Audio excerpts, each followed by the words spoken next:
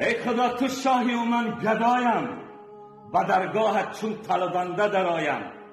ای خدا جان توفیقم بده که روزی که به درگاهت آمدم دست خالی نیایم.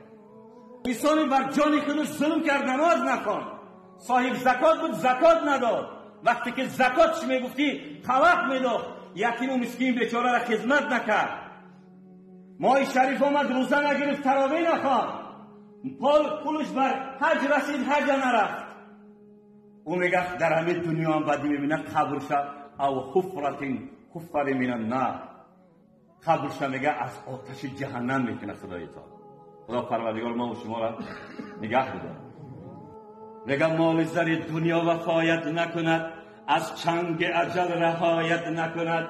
روزه که مرگ گرد گریبان تو را، صد دارو درمان دوایت نکند.